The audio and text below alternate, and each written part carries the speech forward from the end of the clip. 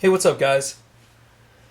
Figured I'd do a small video on some of the changes to my collection real quick before I get onto a totally different subject, which I'm gonna rant. So be prepared for that. Before I get started on all that stuff, I've really it's been a pleasure getting to know a lot of you guys. My channel's really on the rise, and I think it's because you guys realize I'm a decent person, and I put out cool knives, and I do my best to respond to everybody that posts on my page because I think that you guys have taken the time to post about what you think about what's going on, and it's only fair that I try to respond, and it keeps that communication between both parties open, which is what I believe in. Many of you guys have asked me, from all the money that you see that I've spent on knives over the last couple of months, what do I do for a living? And I don't like to talk too much about my personal stuff because it's not as relevant as the channel and the stuff that I provide is. However, I want to go into that a little bit. I'm 39 years old. I just turned 39 in March, end of March. We'll be 40 this year. So, but I've been in business for close to 20 years, since I was really young. With that being said, I run an organization now. I ran a mortgage company for 13 years, and I currently run a real estate firm. I'm the CEO of a real estate office. So just to give you guys an idea of what I do. So I do okay for myself. I'm not rich by any means. I cannot live off these knives for the rest of my life if I was to sell them, but it is fun for me to do. I've had some side hobbies that I did that I was able to save some money and use that just for goofing around and enjoying the fun stuff that I like to do, which right now is knives. Anyway, so we'll talk a little bit about my collection real quick. But anyway, I did want to tell you guys I appreciate all your support. This has been a lot of fun, and I hope that it continues. But there's some things I need to talk about beyond just the fun of collecting knives. So anyway, for those of you who didn't see, I did a video unboxing it, but I got my Tanakin, the third one, and it is the one that, as Jeff put on his channel from Tough Thumbs, that was made especially for me. I picked it out, I told him what I wanted on it, and it's just absolutely awesome. I mean, to me, it doesn't get much prettier than this. I wanted something with Damascus, and Jeff totally knocked it out of the park. So pocket clip's just awesome. So anyway, that's one of my newest pieces, one of my favorite pieces as well. I've also gotten in a couple of Unas. As you guys have seen, I just got this one in recently. I posted this on Instagram, and this is just a great looking piece, carbon fiber, done on this side, similar to what the other one looks like on the back. This one's in mint condition, upgraded steel. It's just a beautiful knife. And then yesterday when I got home, I had a Will Moon with the moon glow, which if you guys saw my video last night, looks awesome in the dark. He added these dots in there for me. This is the prototype Hawkbill flipper. So anyway, really love that piece. And then the Direware, which a lot of you guys have been kind of excited to see. This thing is pretty awesome. The only bolstered Direware I know of. So as of now, I was talking with Bob, which is where I got this, and he says he thinks it's the only one ever made, so we think it's a one-off. But anyway, just a really cool knife there. So a lot of these, and this is where my collection has started to go, is a little bit higher end, a little bit more custom type stuff. Not that I don't love the productions, because I do. I mean, I've got a lot of really nice stuff. A lot of it I'll be selling. So if there's something you've seen on my channel before, let me know. I got the sheer Gorafin. I don't know if you guys saw this. I did a video of it. Fires like just a rocket, but all titanium. I think it's one of the earlier series, but it's in mint condition. Just a great looking blade. Great knife in general. So anyway, so that's that for my collection. These are just a couple of the newest updates. I don't think I've gotten anything else you guys have not seen if you've watched my videos. Oh, I did get I got the Vandermeulen that came in. You can watch the video on the unboxing of this with the Hamon. This, I mean, I tell you what, guys, this blade is ridiculously nice. It's huge. Anodized purple pocket clip. Custom made as well, IKBS. Having some trouble focusing lately. So anyway, really smooth knife. Great flips, great for a huge flipper. Anyway, it's my phone going off right now. I'll call that person back. So anyway, now on to my next subject. When I told you in the beginning that I've been in business for myself or in some way, shape, or form running an organization, I said that for a reason. There are a lot of guys out there, and this is, you know, to some of you guys, don't want anybody getting pissed off. I'm not pointing out any names. I'm not going to talk about who it is. But most of the knife community has been unbelievably cool to work with. Great to talk to, willing to help, just all in all going out of their way. However, there are a few of the people in the world, pimpers, knife makers, dealers, just people that are running the business in the sales of knives, do not know what in the world they're doing. And what I mean by that is this. When you run a business, it doesn't matter if you're selling vacuum cleaners, if you're selling knives, if you're selling cars, if you're selling whatever, it doesn't matter.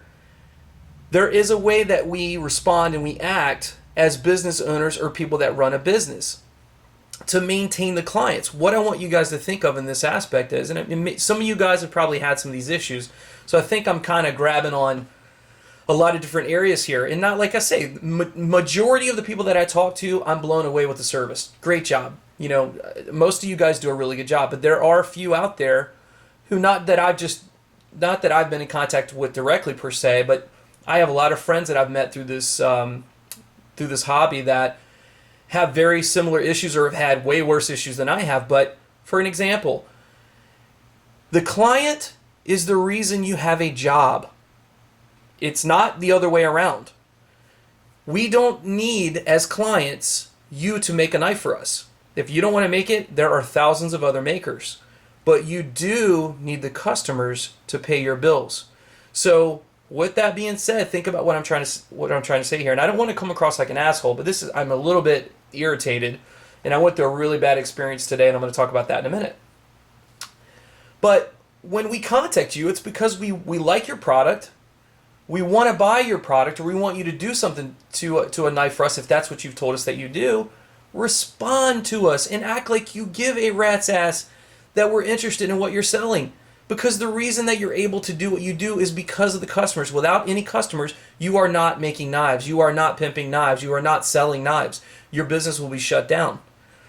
So think back to that again. The customer is the reason you're in business for yourself. If not, you can go get a 9-to-5 job working for somebody else.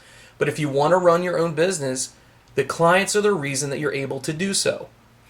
I'm going to mess with this while we're yapping. This will ease the pain of this video. Maybe if you look at this, it'll mesmerize you and you won't be frustrated. Anyway, so I'm expecting to get some backlash from this. I run a business, you know. I mean, and without customers, I don't have a job. I've got a person that works for me and was complaining about one of the people that works in our office, and technically they're a customer of ours. And I said, you know, with all due respect, these people are important. Without them, and I was speaking to her, you don't have a position, because I won't be able to afford to pay you if the money's not coming in from the clients and the customers that we serve. It is a service business. When someone calls your phone and is interested in a knife, you need to act like that is the greatest thing you've ever had happen to you. Make them feel extremely warm, welcome, at home. When they get off the phone, they need to go, man, that is an awesome guy. He was super nice, best experience I've ever had. That's what you want, because they're going to turn around and they're going to call up their buddy that also likes knives and goes, man, you need to get a knife from this guy or this person or this dealer or this pimper or this, that, and the other. That is what you need to do. Not like it's a burden. Oh my God, let me answer my phone today. These people are getting on my nerves. Or not like, oh my God, you text me 4 times yesterday. Or not like, my store is closed. Why are you calling me after hours? It is, what can I do to help you? That's what I think that is missing in a lot. In I wouldn't say a lot. Let me rephrase that. That's what I think is missing in some of the business that we see with people in the knife industry. And really, quite frankly, it's any industry. and I'm going to make a statement that I believe is valid. I run my business in the format and with the leading edge of, like, say for instance, a Chick-fil-A. I don't run my business like a fast food restaurant. But if any of you guys have ever been to a Chick-fil-A before, it is probably if there are any of you who have had a bad experience at a Chick-fil-A, I would be surprised. And the reason I say that is because they are determined that the client is the number one most important thing in their business. That when someone walks up to that register, that is a normal wage person, probably minimum wage, that works there, just like at McDonald's or Burger King or anybody else. But they have a smile on their face. They are happy to serve you. You don't know what kind of problems they've had earlier in that day. You don't know how many times they've been asked the same exact question. You don't know how many times they've been called out for this, that, or the other. When you walk up to them, all that disappears, and they say to you, "Can I help you? What can I get for you?" with a great big smile on their face. Then when they're done, and you've told them what you want, and they've taken your money, and you say thank you, what is the response you get at a Chick-fil-A? "My pleasure. It was a pleasure to serve you." Do you know why it's a pleasure to serve you? Because without you coming in here and buying our stuff, we don't get paid. And it's the same thing. Everyone should take the aspect as my pleasure. Not "you're welcome for me making you a knife," or "you're welcome for me pimping something for you," or "you're welcome for me overnighting this package to you." It is "thank you so much for taking your money and placing it in my business to where I can afford to feed my family and friends and pay my rent and mortgage," or whatever it is that you have. So I hope I'm making sense with this rant. It's something that's very frustrating. I had an issue happen today. Actually, it was yesterday. I sat on a computer for 12 o'clock. And I know some of you guys are going to know this person I'm talking about. I'm not going to mention their name. And I don't know this person. He could be super cool, the greatest guy in the world. But let me tell you about my experience with it. I went on there at actually 11:45. I've got young children. And I said to my wife and my kids, "Do not mess with me. I need to be on the computer at 11:45 until probably about 12:05 or 12:10 when this is all said and done." There were some knives that I wanted to buy that I were told were going to be available at noon. So I come into my little office, I sit down on my computer, I shut the door, and I am ready to roll. I'm focused and I'm ready to do this. I click refresh every second. Not every second I click refresh. 12:30 rolls around, no knives up on the site, no word from anyone as to what's going on, and I'm sitting there going, this is absolutely ridiculous. I mean, if this is a business and you tell me that you're going to do something at noon, do it at noon. If not, that's okay. Just don't tell me you're going to do it at noon. If you would have said, "Hey guys, I'm running behind, it's going to be more like 12:30, cool, I'll go take a shit, or I'll go get something to eat, and then I'll come back when the time frame that you tell me." But don't make everyone, I mean, people were moving their jobs around and making their lunch breaks during this time. People were not, like in my case, my children were starving along with my wife, and at 12:35, I've been in here for 45 minutes and they've been waiting for me, and they're like, "What the hell's going on?" And it's just the inconvenient standpoint. And you know what? Let me say this in retrospect. Shit happens. There are going to be times where you can't be where you said you wanted to be. Emergencies happen, things happen. What you need to do as a business owner is to contact your people that are waiting on you and give them a message. "Hey, I'm running behind. I can't make this, I can't make that."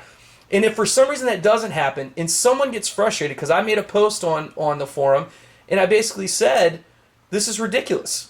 If you say noon, make it noon. If you can't make it noon, then don't say noon. No big deal.